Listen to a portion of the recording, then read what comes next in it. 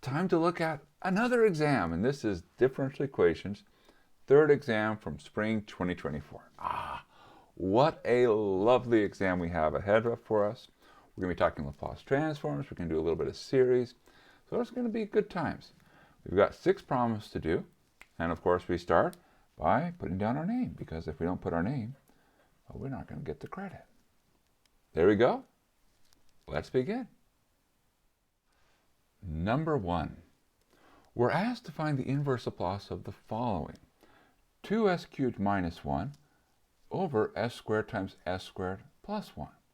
All right, now what do we see? We see polynomial upstairs, we see polynomial downstairs. We're going to be doing partial fractions. So really, most of this work on this problem is going to be partial fractions. All right, so let's get into that. Now, we see our original form, so we'll write that down again. We say, all right, what do we see downstairs? Well, we see s squared and s squared plus 1, which means we're going to break this up into 3 parts. What are they? Well, this s squared says we're going to have something over s, and then something over s squared. We have to work our way up. And then here, the s squared plus 1. We're going to have something there. So it's a constant over the s term, a constant over the s squared term, and the s squared plus 1, we're going to have a constant s plus constant. All right, 4 constants to solve for, A, B, C, D. Well, where do we get those constants? We need to start doing some work. And what we do, we start by clearing out our denominators. Okay, so that means we're going to multiply everything here by our downstairs. And we're going to do that on both sides. And, all right, so we have s squared times s squared plus 1. We'll do it over here as well. S squared plus 1. And, of course, that just cancels. And here, that's a little bit more to do, but that's okay. We can do a little bit more. And what do we get? Well, we get that 2s cubed minus 1 is equal to, now the first term, a single s cancels, so we have a s squared plus 1. The second term, the s squared cancels. Okay, so that's b times s squared plus 1. And then in the last term, the s squared plus 1 cancels.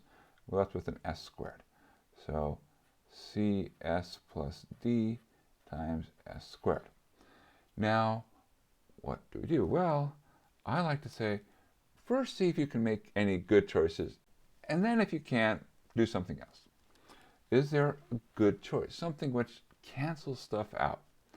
Well, I think there is a good choice. And that's because you see the s, and you see this s squared here. And so you say, let's plug in s equals 0. All right, well, what happens if we plug in s equals 0? Well, turns out really easy to plug in 0. So anything with an s goes away. So there's a negative 1. And then we get 0. Here we get 0 on the end. And here we get b. So we say, aha, b is negative 1. That was quick. Now, at this point, not so many great choices. Now, we could, of course, get exotic. We could choose s equals I. And yeah, you'll actually get some information out of that. But not a lot of people are comfortable with that. So I'm going to not do that.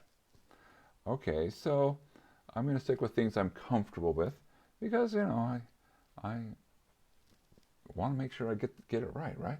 That's the goal. We want to get it right. So what can we do? Well, at this stage, what we can do is we can now expand out this right-hand side, group coefficients, and then we'll compare coefficients on the left and the right. Okay, so we say, what do we have? Well, again, we have this 2s cubed minus 1. Here we'd have as cubed plus as, bs squared plus b, cs cubed plus ds squared. Okay, well, we group by powers of s. So the s cubes, we see a plus c times s cubed. How about the s squareds? Well, we see a b and a d. So plus b plus d s squared. All right, good. How about the s's? Well, there's just that. That's the only s term. Okay, so plus a s. And how about constants? There's only one right there. And so plus b. Now, at this point, we say, well, hey, we've got polynomial in s equals polynomial in s. Now, that's only possible if all of the coefficients line up. So we say, okay, now we compare the coefficients to the two sides. So we say, well, the constant here, that's got to match the constant here. So that says, hey, b has to equal -1. Ha ha ha. Well, we already knew that. The coefficient of s cubed here, 2, has to match the coefficient for s cubed here. Okay, so a plus c has to equal 2. But what about these? There is no s squared over here, and there is no s over here. Well, there kind of is. What it means is that these terms have to be 0. And from this, we quickly say, hey, a equals 0. Now that we know a equals 0, that tells us, wait a second, c has to equal 2. We say, well, wait, we also know that b is -1, and b plus d equals 0. So, hey, that tells us that d equals 1. And now we've solved a, b, c, d. Good. We've done the partial fractions. So, are we done with the problem? No. But we're done with sort of the hard part of the problem. So what we can now do is we can do an update. We can say, well, hey, instead of the Laplace inverse of our original thing, let's see what we're really going to do the Laplace inverse of. So we have that the Laplace inverse, and we'll go ahead and write out our original problem, 2s cubed minus 1 over s squared times s squared plus 1. Well, that's the same as the Laplace inverse of, now be careful. This is a place where a lot of people make mistakes. They forget to put in all the constants in the right places. So a is 0. Okay, well that's good. That means we can drop the 0 over s. b is -1. So we have -1 times 1 over s squared. I'll just put that constant in front. All right, then we have cs plus d. Okay, well c is 2 and d is 1. So that's going to make it a 2s plus 1 over s squared plus 1. All right, good, good. Now, what can we do? Well, first thing is we can say, look, let's break this up. Because we can handle s over s squared plus 1, we can handle 1 over s squared plus 1. And because of algebra, we have that plus upstairs, we're allowed to break up the addition upstairs. So we say, all right, so this is the same as, we can say the Laplace inverse of, and again we have our -1, 1 over s squared plus 2, s over s squared plus 1, plus 1 over s squared plus 1. And now, because the Laplace inverse is linear, we just say, hey, do each part. So the 1 over s squared, the s over s squared plus 1, the 1 over s squared plus 1. So we're ready to write down our answer. Good times. We have the minus. The Laplace inverse of 1 over s squared is t. So minus t. Plus 2. The Laplace inverse of s over s squared plus 1 is cosine. And in particular, it's cosine of t, because s squared plus 1 squared. And the Laplace inverse of 1 over s squared plus 1, well, that's sine. And we're taking advantage of here. This is 1 squared, and that's a 1. So, beautiful. Everything lines up. And we found the Laplace inverse, which means we're done. Nice, nice. Number 2. We're given the Laplace of a particular function and told that the Laplace of f of t is s over s to the 4th plus 1, and also that f of 0 and f prime of 0 are both 0. Now, we also have the Laplace of a bunch of functions here, and we're asked to fill in the box with what it is. Okay, so you'll notice I've done a little bit of writing here. And so what's happening is that this problem is testing rules. So what I've done is, for reference, I've written down the important rules. So these usually are found on the equation sheet, but we're just putting them here for reference. So we're going to say, okay, let's go through and let's figure out what these are.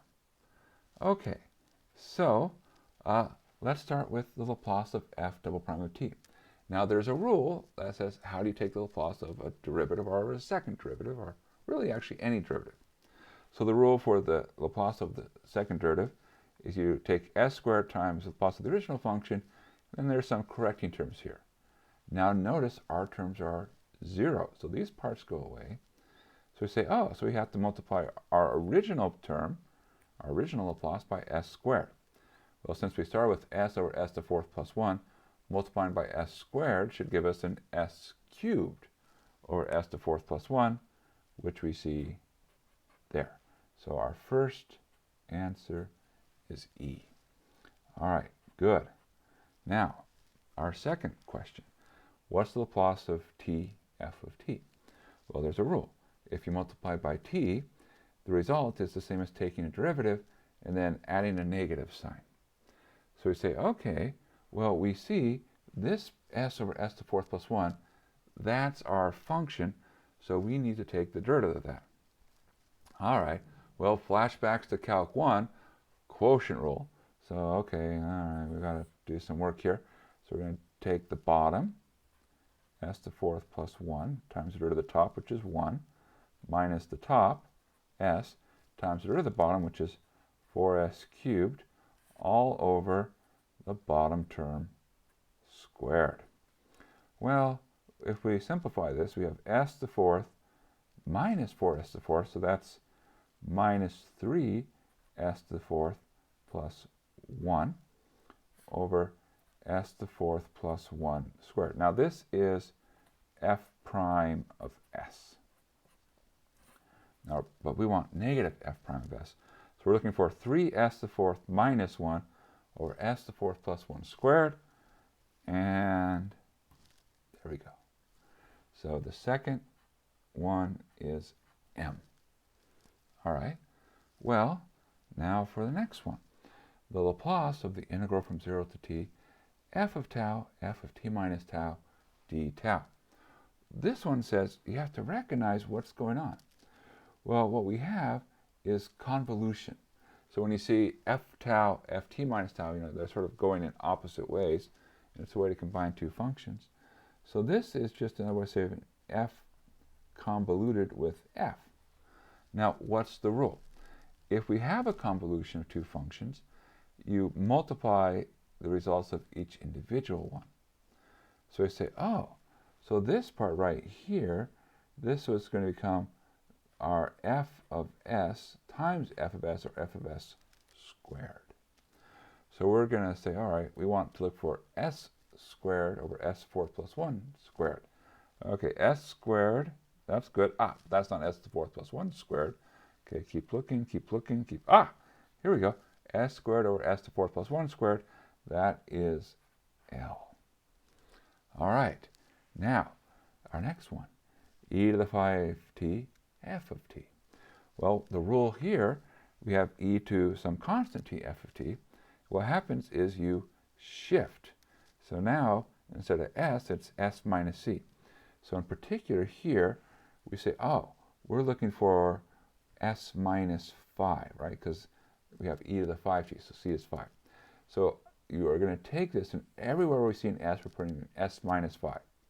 So there should be an s minus 5 upstairs. Okay, there's one place where there's an s minus 5 upstairs. This has an s minus 5 upstairs, but that e to the minus 5s, no, that shouldn't be there. Oh yeah, so it is. It has to be this one. And you can see, indeed, s minus 5 to the fourth plus 1. So we have f. Good. Okay, now one more. So u of t minus 5, f of t minus 5. What's the rule? If we see ut minus a, ft minus a, then it's adding an e to the minus as f of s. So we say, oh, so in our case, because we have t minus 5, It's like a is 5. So we should say we're looking for e to the minus 5s times what we have.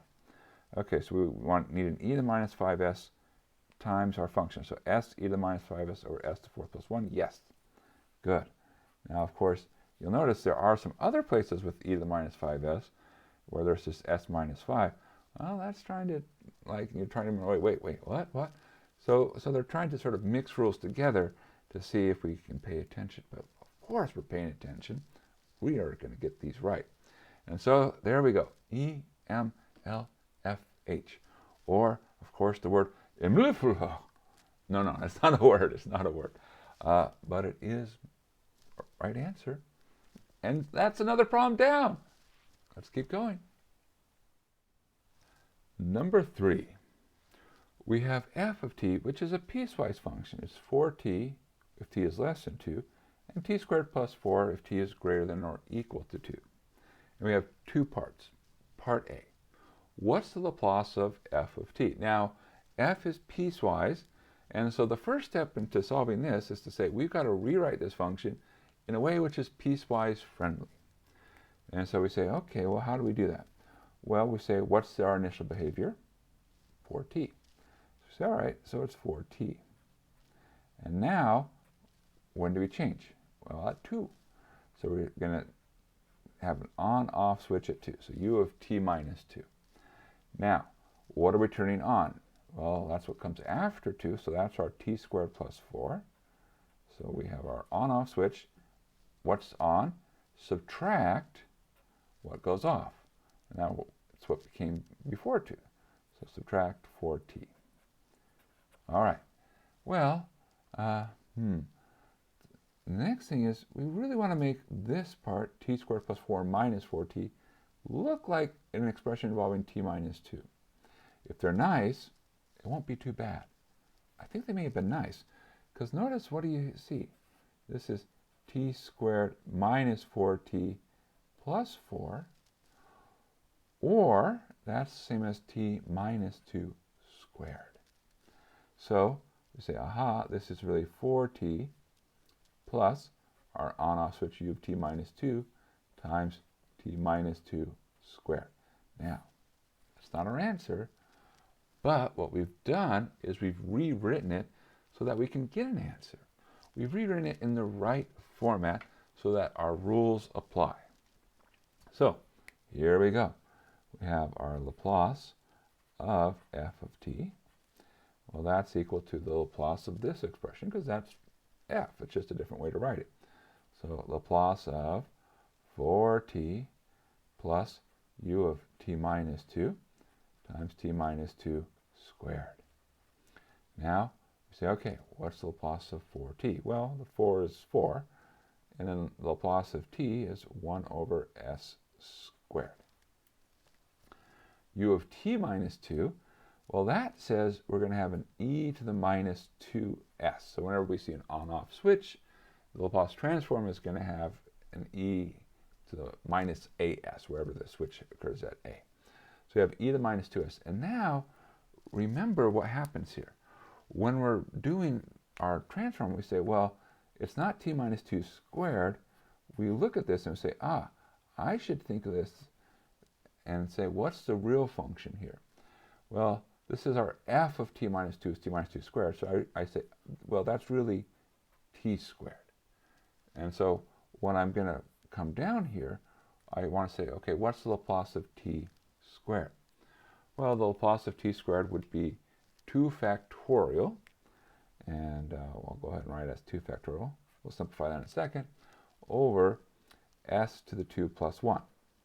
So that's the Laplace of t squared. Okay. Well, that we can write. We have 4 over s squared. And then here 2 factorial is 2. So 2 e to the minus 2s over s cubed. And there we go. There's part A. Part B. Find the Laplace of the integral from 0 to t f of tau divided by the square root of t minus tau d tau. Okay, now this looks like it's going to be complicated. or is it? What can we do? Well, notice here, this inside, we can rewrite this as the integral 0 to t of f of tau, and then this square root of t minus tau, I can bring that upstairs as t minus tau to the minus a half. And now our great aha, and our great aha is to say, wait a second, we can handle this. We have the technology. Because what we see, this is really the function f convoluted with the function t to the minus 1/2. So we say, convolution, that's what's going on. So we're looking for the Laplace transform of that. Well, that's going to be the same as we take the Laplace transform of f times the Laplace transform of t to the minus 1/2. Now, here's some good news. We know the Laplace transform of f. We just found it. All right, so we say, great. This will become 4 over s squared plus 2e to the minus 2s over s cubed. Now, Laplace transform of t to the minus 1/2, well, because it's not a whole number, we use gamma instead of factorial. So we say, okay, so that's going to be gamma minus 1/2 plus 1 over s to the minus 1/2 plus 1. Well, this is gamma of 1/2. And gamma of 1/2, turns out, it's square root of pi. And so we'll say our final answer, well, we have 4 over s squared plus 2e to the minus 2s over s cubed. Oh, and we times it by square root of pi over s to the 1/2. Because minus 1/2 plus 1 is to the 1/2. And we're done. That's it. All right, good, good. So, yeah, it's not too bad. The main thing is to say, hey, we recognize convolution. We don't actually try to figure out this integral. We say, let's use our tools. And using tools is a great way to solve problems. Number 4. A mass spring system has a mass of m equals 1, a spring constant, k equals 4, and is initially at equilibrium. So there's no motion, and we're at rest, right? We're in the neutral position. At time t equals 3, the mass has an external impulse force, and that means you're hitting it, of 2, and at time t equals 5, an external impulse force of 7. So we're going to be hitting at time 3 and at time 7.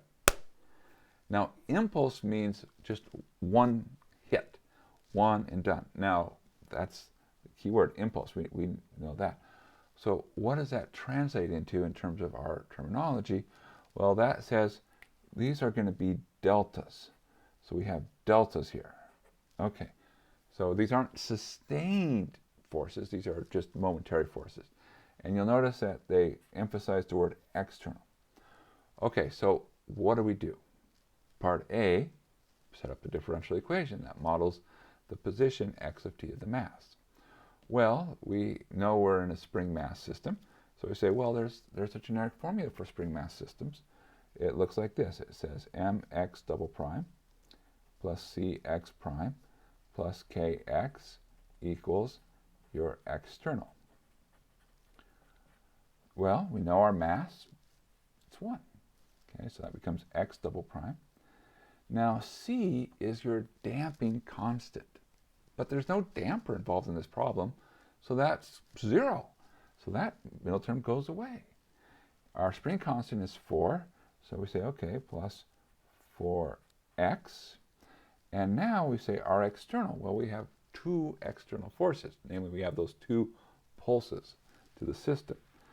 All right, so we say, well, there's a force of 2 at time 5. So that's 2. Oh, sorry. Time 3, there's a pulse of 2.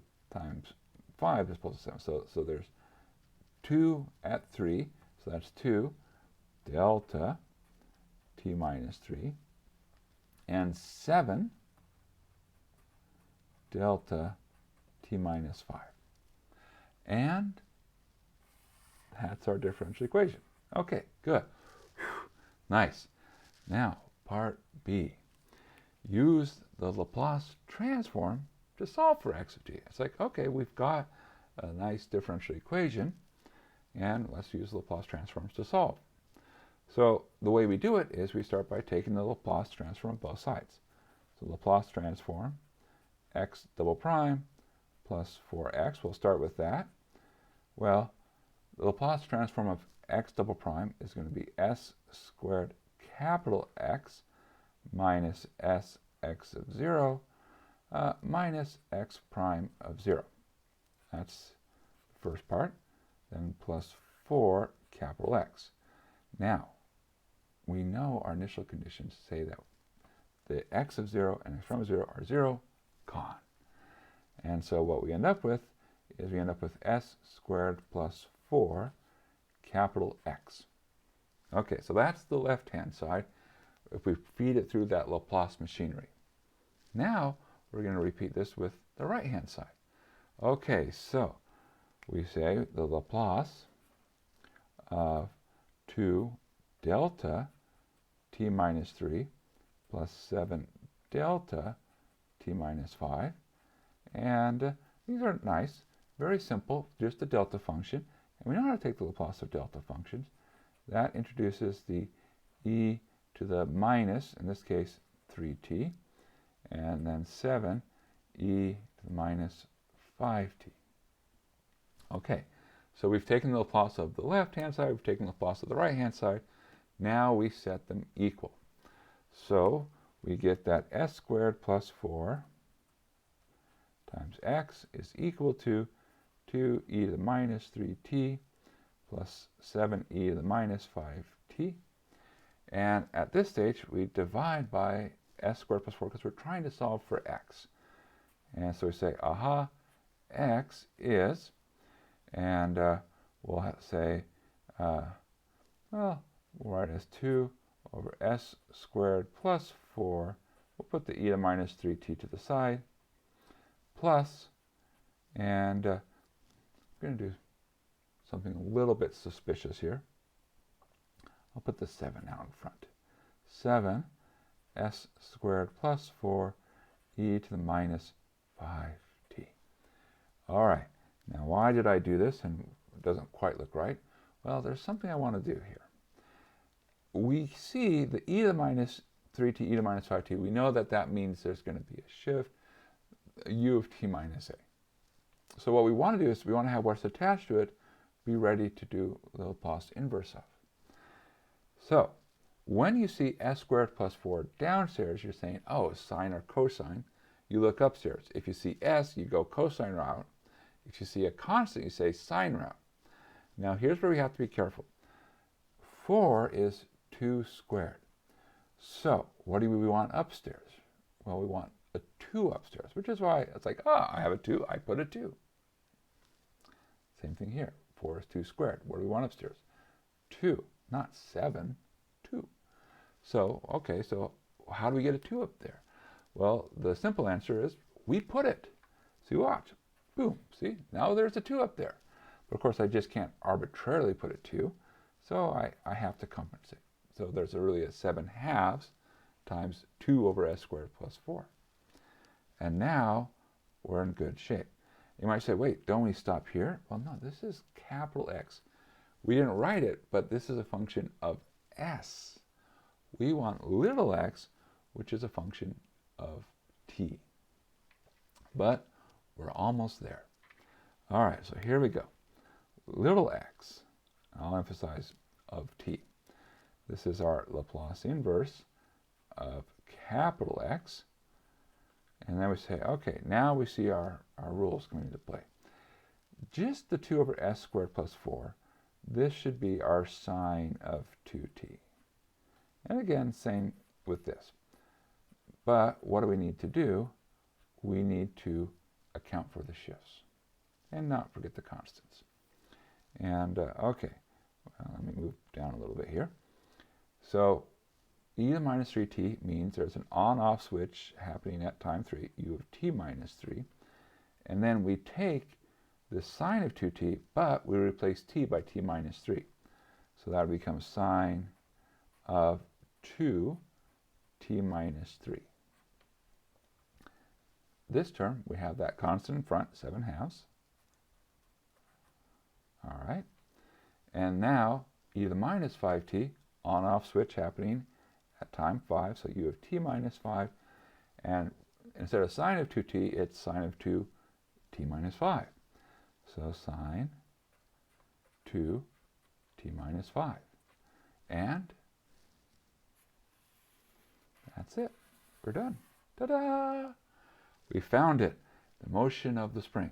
And you'll see that it's at rest, so it does nothing until time 3. And then at time 3 it says, whoa, and it starts vibrating. And then at time 5, it's like, whoa, it's not going to hit.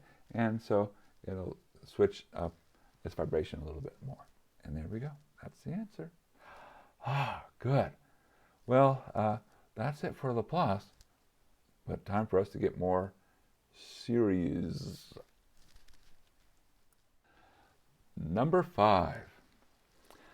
Given that y is the sum from 0 to infinity of a sub n x to the n, is a solution to this differential equation, y double prime minus 2xy prime plus y equals 0, then we're asked to find a recurrence relationship for the a sub n.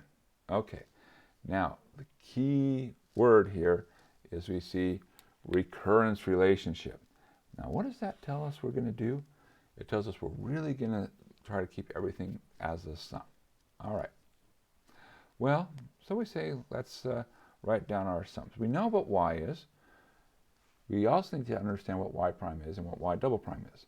So I'll write down y again for reference. So that's the sum 0 to infinity a sub n x to the n. Y prime, well, that's the sum 0 to infinity n a sub n x to the n minus 1, right? Because we bring the power of n down. We take derivatives term by term.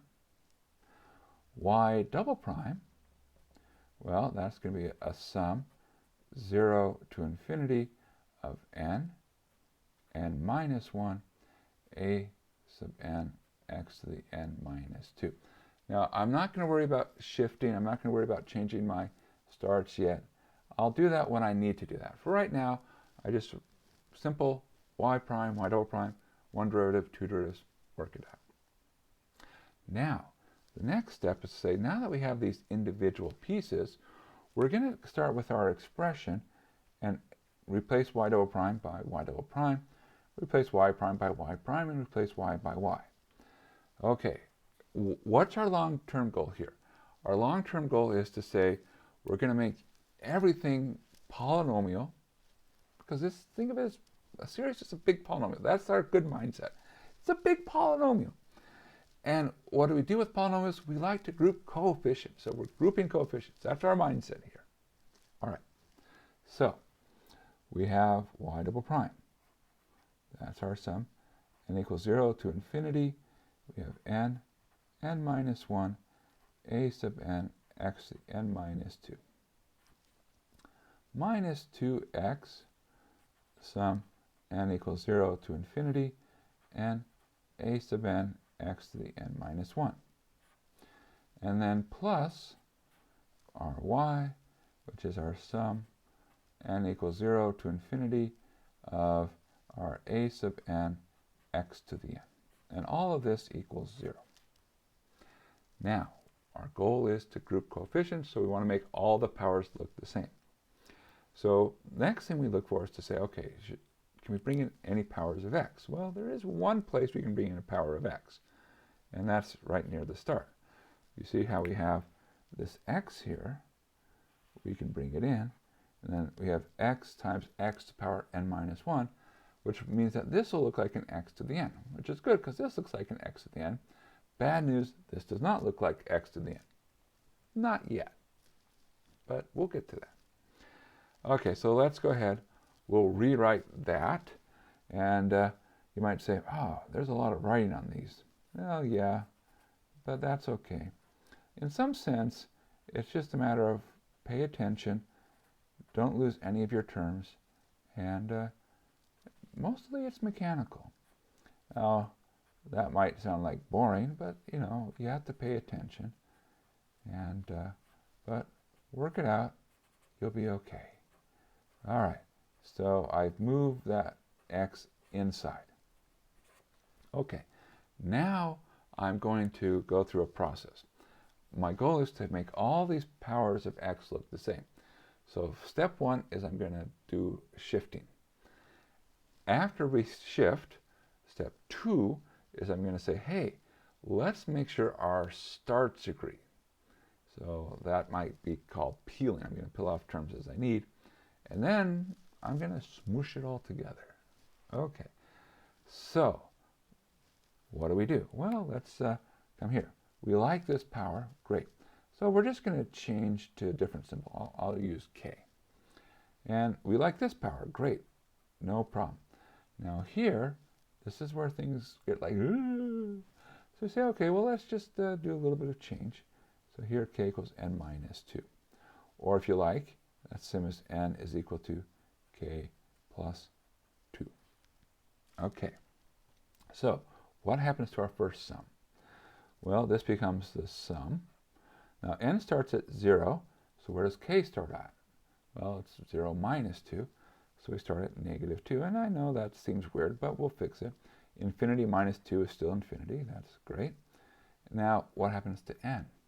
Well, n is k plus 2. So we have k plus 2, k plus 1, because n minus 1 is k plus 1.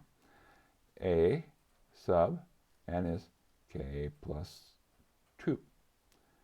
And then x to the k. That's the first sum. Now the other two sums, the only thing we have to do is everywhere where we had an n, we put a k.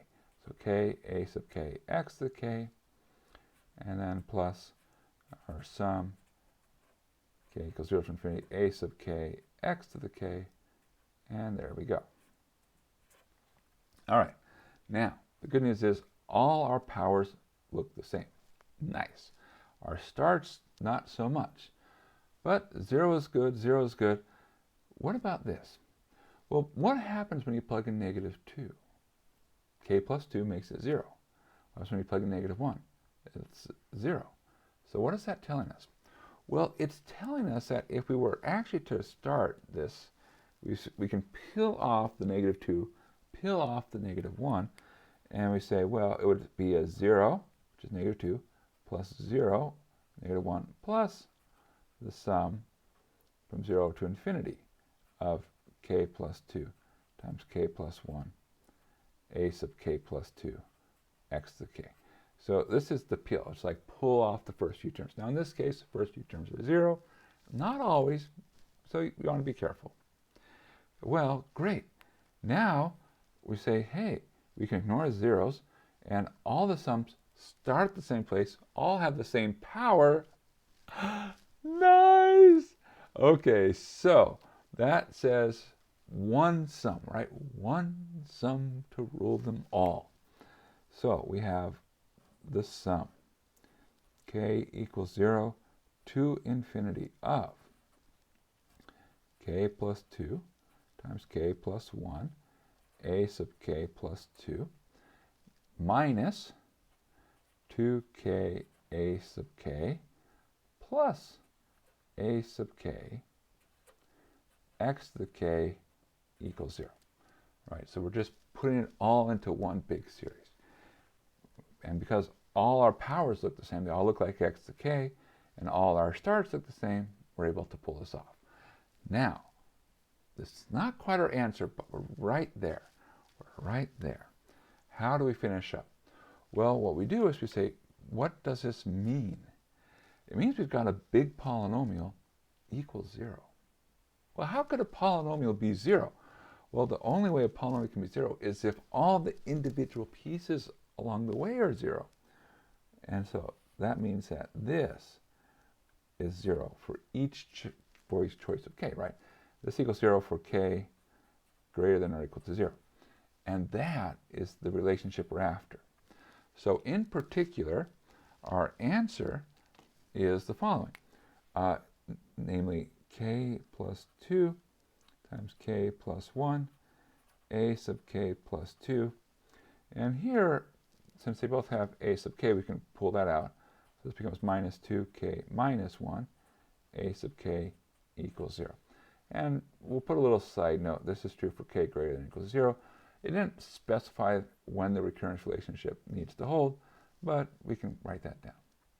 Sometimes we like to solve for sort of the larger a sub something. So if you wanted to, you could say this is also the same as a sub k plus 2 is equal to, well, you'd move this to the other side and divide by the coefficient, 2k minus 1 over k plus 2 times k plus 1, a sub k. Either one of those is great. They both show the recurrence relationship, and there we go. That's it. Not too bad, actually, for a recurrence relationship. And all right, that's number 5. One more to go. Number 6, our final problem. We need to find some numbers, b0, b1, b2, b3, given that we have this y, which is the sum b sub n, x to the n, is the solution to a differential equation, e to the x y double prime minus xy prime plus 2y equals 0, and we have some initial conditions. Now we have 4 terms to find. 2 of them are freebies. All right, where are our freebies at? Well, they come from saying, if you think about y and you plugged in 0, what would you get? You just get the constant term, which is our b0. So y of 0 is b0. Well, what about the y prime of 0? Well, that's if you took a derivative and then plugged in 0, what would you get? In fact, let's go ahead and do this. We'll say, what does y look like? It looks like b0 plus b1x plus b2x squared plus b3x cubed plus dot, dot, dot. And I'll stop here because I'm only after b3. So y prime looks like b1 plus 2b2x plus 3b3x squared plus dot, dot, dot. Now plug in 0. All the terms disappear except for that b1. So that says, hey, this y prime is 0, that's b1. And y double prime, what would that be?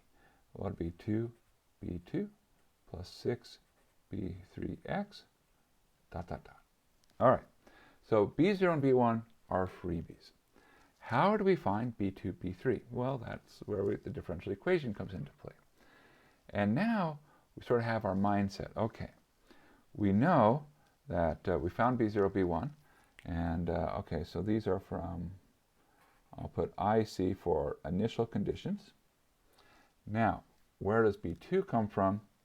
So b2, that's going to be looking at our x to the 0 term if we were to expand everything out in this differential equation, and b3 is our x to the 1 term. All right, good. So I just need to understand the constant and x terms in this expression. So with that mindset, we say, okay, well, let's put in what everything looks like for the start. We just care about the first couple terms. So we're not going to do recurrence relationships. We're just after the very beginning. As the song says, we'll start at the very beginning. A very good place to start. Let's talk about e to the x. Now we know there's this sum for it, k equals 0 to infinity, x to k over k factorial, but we only need the start, only need up through the x term. So it starts as 1 plus x plus dot, dot, dot. Okay, so here we go, e to the x. 1 plus x dot, dot, dot. Y double prime. 2b2 plus 6b3x plus dot, dot, dot. Right, there we go. Minus x times y prime. Well, b1 And now notice because of this x here that we're already up to an x term. If I look at 2b2x, that'll give me to an x squared term. So I actually can stop right there. Cool. And then plus 2. And then we have b0 plus b1x plus ... And all that equals 0. Now, do you need the ... dots? Yes. You want to keep the ... dots. That's good notation, and we love good notation. Well, I don't know if we love it, but of course people who grade it, they love good notation, and we want to make them happy. All right, so now let's gather. We'll gather our constant terms. So looking here, the way to make a constant, we have the 1 times 2b2, and that's the only way to make a constant term, right? Because otherwise we get x's involved. No constant term there. Now here we have a 2b0. All right, 2b2 plus 2b0, and that's our constants. Okay, well, next up, let's look at our x terms. Okay, our x terms. Well, how can we make an x? Well, we can take 1 times 6b3. Okay, so there's 6b3. Or we could take this x times 2b2. So 2b2. We could take this x times b1. Don't forget the minus. Minus b1. And we can take this 2 times our b1. So that's plus 2b1. And those are all our x terms. All right, great. And then what? Well, and then there's our higher order terms, which we don't need to worry about. Okay, so there we go. What have we done? We said we're after this differential equation. We said, how does it start in terms of our b's? So we say, well, if you expand it all out and gather coefficients, the constant term looks like 2b2 plus 2b0. The coefficient of x looks like 6b3 plus 2b2 minus b1 plus 2b1. And then there's other stuff we don't need to worry about, because it's not going to help us get our answer. We're after an answer, and we're going to do what we need to do to get that. All right, well, now our great aha, we say, well, hey, this part equals 0, and this part equals 0 because the right-hand side is 0. And we know b0 and b1. So let's look at this first expression. Well, this says 2b2 plus 2b0 equals 0. The 2's cancel. That says b2 is negative b0. b0 is 1. So b2 is minus b1. Okay, so now we have b2. All right, well, from this other part, we say, okay, well, great. 6b3 plus 2b2 and minus b1 plus 2b1 is plus b1 equals 0. But we know things, right? Yeah, knowing things is great. b2 is negative 1. So that's minus 2. b1 is 3 plus 3 equals 0. Well, minus 2 plus 3 is 1. That says 6b3 is equal to negative 1. And that says b3 is minus 1 over 6. So, recapping, we have b0 equals 1. We have b1 equals 3. b2 is negative 1. And b3 is negative 1, 6. And that means we found our b0, b1, b2, b3, which is exactly what we were asked to find. And so we're done. Nice, nice. All right, well, another test done. Hope you did well. Or if you're studying for a test, I hope you're going to do well. And thank you for joining me. And maybe I'll get to see you again. Bye.